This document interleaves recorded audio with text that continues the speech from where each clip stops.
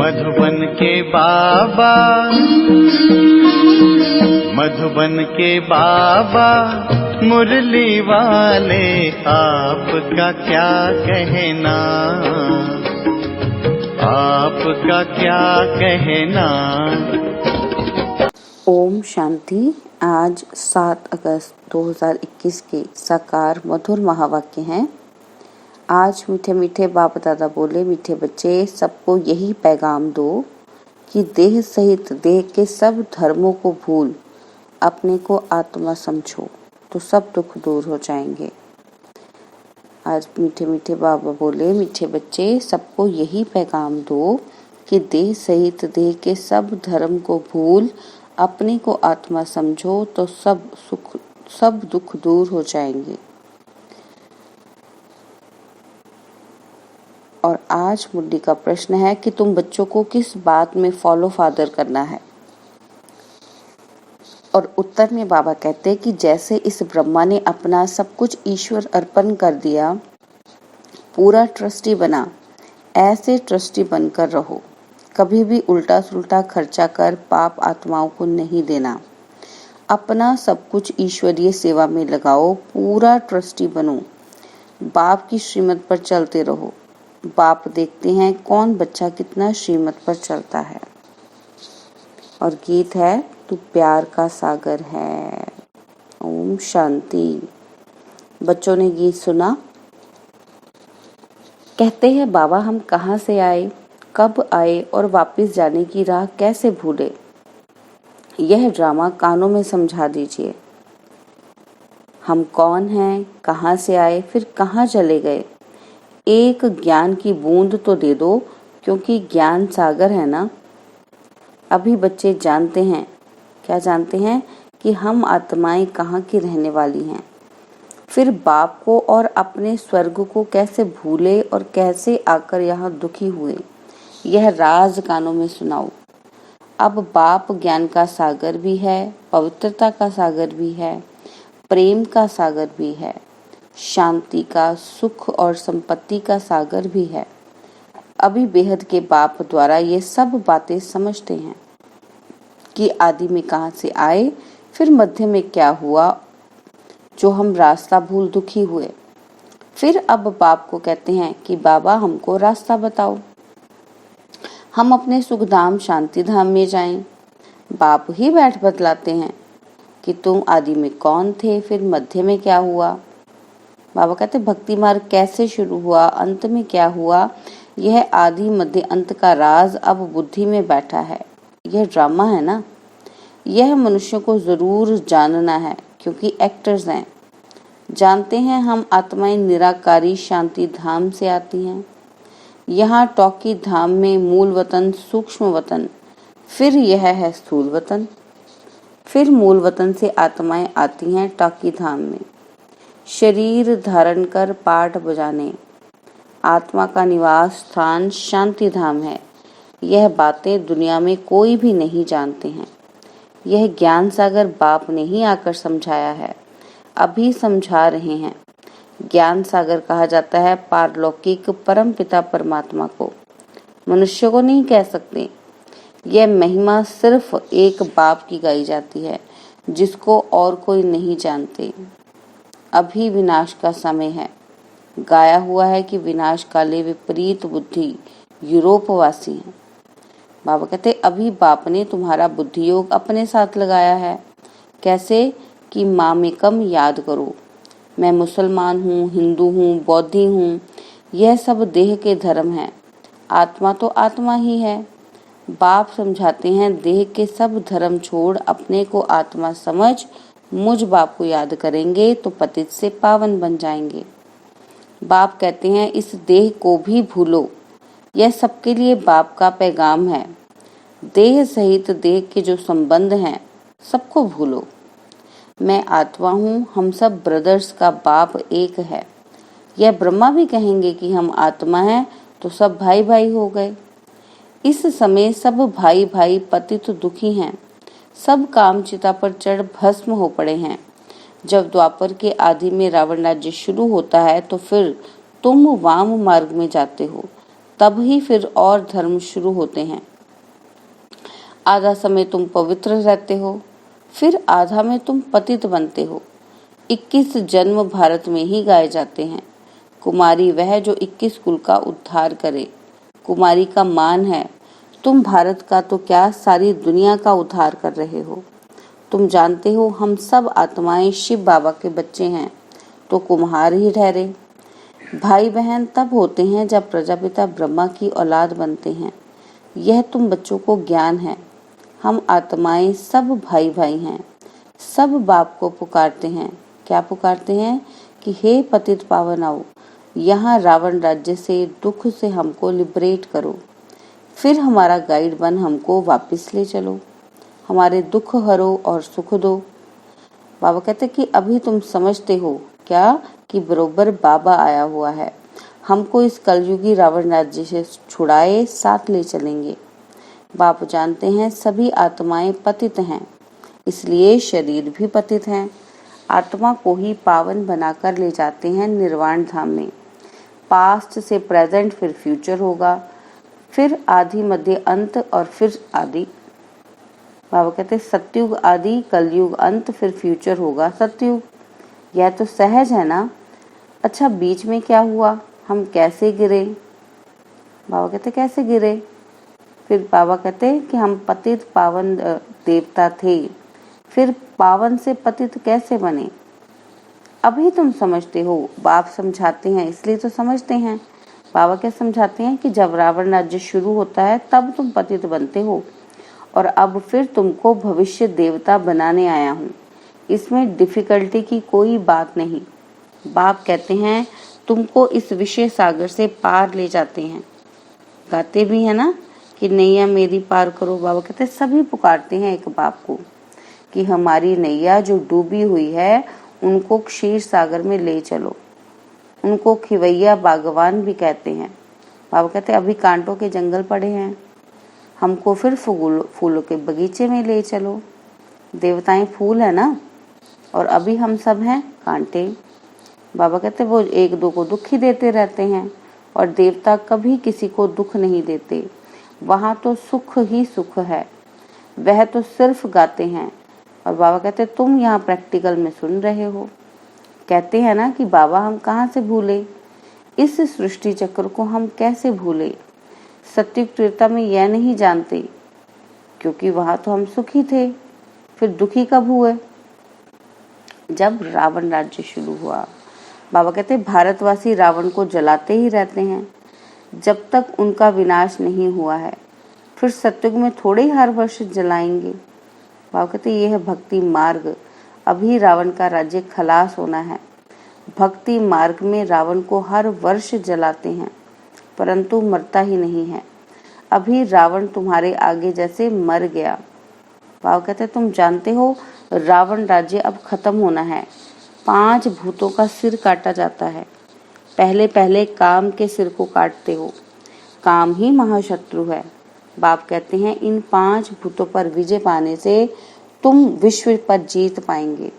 मनुष्य खुद भी कहते हैं कि हम पतित हैं, इसलिए बुलाते हैं कि पतितों को पावन बनाने आओ। आत्मा बुलाती है, क्या बुलाती है कि हे पतित पावन, हे बाबा, हे खिवैया, रहम दिल बाबा आओ।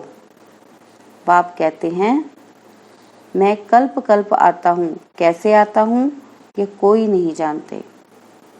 गीता में भी है कि भगवान ने आकर राजयोग सिखाया है, परंतु भगवान कौन है, कब आया, यह किसी को पता ही नहीं है। गीता को तो खंडन कर दिया है। कृष्ण को द्वापर में ले गए हैं।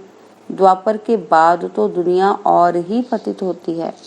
तो द्वापर में कृष्ण ने आकर क्या किया, क्या किया कृष्ण ने। मनुष्य तो कुछ भी समझते नहीं, बिल्कुल ही अनराइटियस है, और सत्युग में होते हैं राइटियस। बाबा कहते तुम अभी अनराइटियस से राइटियस बनते हो। बाप समझाते हैं कि तुम ही संपूर्ण निर्विकारी पूज्य थे, तुम ही अब विकारी पुजारी बने हो।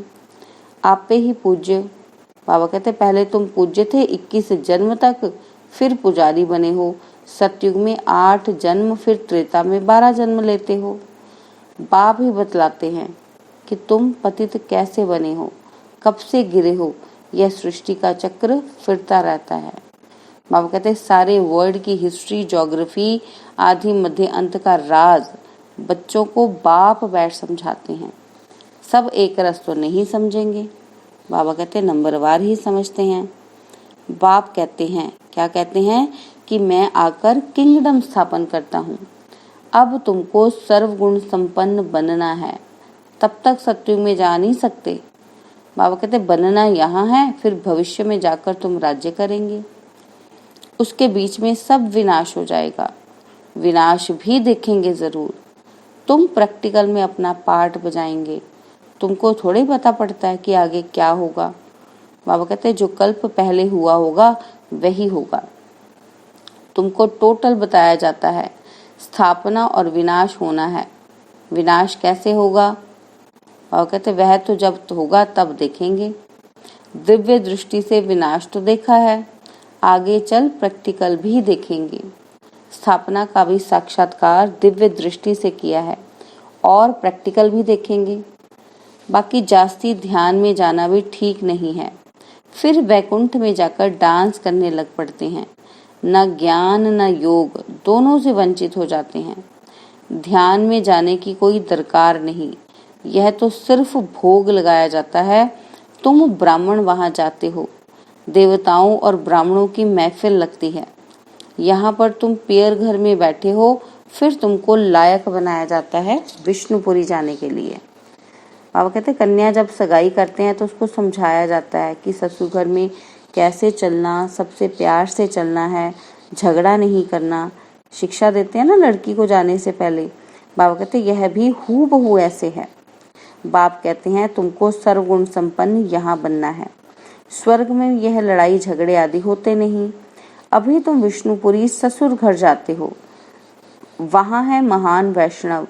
उन जैसे वैष्णव सृष्टि पर होते नहीं। वैष्णव देवताएं विकार में थोड़ी जाते हैं, विकार है हिंसा। कहा जाता है अहिंसा परमो देवी देवता धर्म। अभी तुम जानते हो कि हम पियर घर में बैठे हैं, अभी हमको विष्णुपुरी में जाना है। बाबा कहते हैं जानते हो वहाँ बहुत सुख होता है। शादी के पहले कन्या फटा हुआ कपड़ा पहनती है, जिसको वनवाह कहते हैं। बाबा कहते हैं तुम्हारे पास भी अभी क्या है? कुछ भी नहीं, यह तो ठिक्कर भीतर है। यहाँ तुमको कोई भी जेवर आदि पहनने की दरकार नहीं, परंतु कहते हैं कि ग्रस्त में रहना है, शादी आदि में जाना पड़ता है तो जेवर आदि भी भल पहनो। बाबा कहते मना नहीं है, नहीं तो कहेंगे विधवा जेवर नहीं पहनती है, नाम तो बदनाम होगा। तब बाबा कहते हैं कि नाम बदनाम नहीं करना, कुछ भी पहनो, अपने को आत्मा समझ बाप को याद करो। जाओ भल कहाँ भी, यह मंत्र याद रखो। बाबा कहते यह परीक्षा लो, हम याद में रहते हैं, अपने आप को चेक करते रहो। यहाँ हम जाते हैं बाबा के डायरेक्शन से, उनके साथ भी तोड़ निभाना है, परंतु हथ काट दे दिल यार डे, तो समझेंगे यह मजबूत है। बाबा कहते जेवर आदि पहन शादी पर भल जाओ, इकट्ठे रहो, लेकिन महावीर बनना है। सन्यासियों का भी दिखाते हैं ना कि गुरु ने वैश्या के पास भेज दिया, सर्प के पास भेज दिया, तो जो बहादुरी से पास हो दिखाते हैं उनको महावीर कहा जाता है। बाप की याद में रहेंगे तो फिर कोई कर्मेंद्रिय से चंचलता नहीं होगी। बाबा कहते हैं बाप को भूले तो कर्मेंद्रियां चंचल होंगी। विश्व के तुम मालिक बनते हो, ये कम बात है क्या? सन्यासी इन बातों को बिल्कुल नहीं जानते। शास्त्रों में भल कुछ बातें हैं, परंतु खंडन कर दिया है। भगवानुवाच क्या है कि मैं तुमको राजयोग सिखाता हूँ। जब तक जीते रहेंगे ज्ञान अमृत पीते रहेंगे, सुनते रहेंगे, राजधानी स्थापन हो जाएगी। बच्चों को घड़ी घड़ी शिक्षा दी जाती है कि एक बाप को याद करो, दैवी लक्षण सीखो, कोई भी विकर्म ना हो। यह तो आसुरों का काम है। बाबा कहते तुम अभी देवता बनते हो, दैवी गुण धारण करने हैं। सबसे बड़ा है काम का कांटा। आदत पड़ी हुई है तो घड़ी घड़ी गिर पड़ते हैं, माया चमाट मार फां कर देती है। तब गाते हैं क्या कि आश्चर्यवत सुनंती कथंती, और फिर भगंती। बाबा कहते अभी तुम एक बाप के बने हो, कहते भी हो कि यह सब कुछ ईश्वर का दिया हुआ है, तो तुम ट्रस्टी बन जाते हो। यह सब उनका है, हमको उनकी श्रीमत पर चलना है। बाप भी देखते हैं कि हमको सब कुछ अर्पण कर फिर हमारी श्रीमत पर कैसे चलते हैं। कोई उल्टा सुल्टा खर्चा कर पाप आत्मा को तो नहीं देते हैं। शुरू में इस ब्रह्मा ने भी ट्रस्टी हो दिखलाया ना। बाबा कहते सब कुछ अर्पण कर खुद ट्रस्टी बन गया, बस किसी को कुछ नहीं दिया। ईश्वर के अर्थ किया तो ईश्वर के काम में ही लगना है। शरीर निर्वाह भी होता था ना, तो जो कुछ था सब सर्विस में लगा दिया। बाबा कहते इनको देख फिर दूसरों ने भी ऐसा किया, भट्टी बन गई। भट्टी नहीं बनती तो इतने बच्चे होशियार कैसे होते सर्विस के लिए। बाबा कहते पाकिस्तान में सीखे, फिर यहाँ आकर सीखे। जब समझने लायक बने तब बाहर निकले। अभी तो देखो कितनी प्रदर्शनी आदि करते रहते हैं, बड़ों बड़ों को निमंत्रण देते हैं। इस ज्ञान यज्ञ में विघ्न भी अनेक प्रकार के पड़ेंगे। बाबा कहते विघ्नों से डरना नहीं। अबलाओं पर कितने अत्याचार होते हैं। बाप कहते हैं योग बल में रह उनको समझाओ। भगवान बाप के भी बच्चे बनकर फिर बाप को भूल जाते हैं, माया के बन जाते हैं। बाबा कहते ये भी हार जीत की कुश्ती है, परंतु बॉक्सिंग मुआफिक है। माया घूसा लगाती है तो फां हो जाते हैं। बाप कहते हैं माया से कभी हारना नहीं है। पवित्र रहेंगे तो विश्व के मालिक बनेंगे। कितनी बड़ी आमदनी है। बाबा कहते अगर पूरा पुरुषार्थ नहीं करेंगे तो जाकर दास दासी बनेंगे। राजधानी सारी यहाँ ही स्थापन हो रही है। अच्छा, मीठे मीठे सिकिलदे बच्चों प्रति माता पिता बाप दादा का याद प्यार और गुड मॉर्निंग। रूहानी बाप की रूहानी बच्चों को नमस्ते। हम रूहानी बच्चों की रूहानी बाप दादाजी को दिलवा जान सिकवा प्रेम से नमस्ते। ओम शांति। प्यारे बाबा, मीठे बाबा, मेरे बाबा, शुक्रिया बाबा, शुक्रिया बाबा, शुक्रिया बाबा। धारणा के लिए मुख्य सार है। पहला पॉइंट है कि जब तक जीना है ज्ञान अमृत पीते रहना है। महावीर बन माया की बॉक्सिंग में विजयी बनना है। सबके साथ तोड़ निभाते एक दिल एक बाप में रखनी है। दूसरा पॉइंट है कि विघ्नों से डरना नहीं है। सर्विस में अपना सब कुछ सफल करना है। ईश्वर अर्पण कर ट्रस्टी बन रहना है। कुछ भी उल्टे सुल्टे कार्य में नहीं लगाना है। और बाबा ने हमें वरदान दिया है डबल लाइट बन कर्मातीत अवस्था का अनुभव करने वाले कर्म योगी भव। डबल लाइट बन कर्मातीत अवस्था का अनुभव करने वाले कर्म योगी भव। जैसे कर्म में आना स्वाभाविक हो गया है, वैसे कर्मातीत होना भी स्वाभाविक हो जाए। इसके लिए डबल लाइट रहो। बाबा ने कहा कि डबल लाइट रहने के लिए कर्म करते हुए स्वयं को ट्रस्टी समझो और आत्मिक स्थिति में रहने का अभ्यास करो। इन्हीं दो बातों का टेंशन रखने से सेकंड में कर्मातीत, सेकंड में कर्म योगी बन जाएंगे। निमित्त मात्र कर्म करने के लिए कर्म योगी बनो, फिर कर्मातीत अवस्था का अनुभव करो। और स्लोगन है जिनकी दिल बड़ी है उनके लिए असंभव कार्य भी संभव हो जाते हैं। जिनकी दिल बड़ी है उनके लिए असंभव कार्य भी संभव हो जाते हैं। ओम शांति।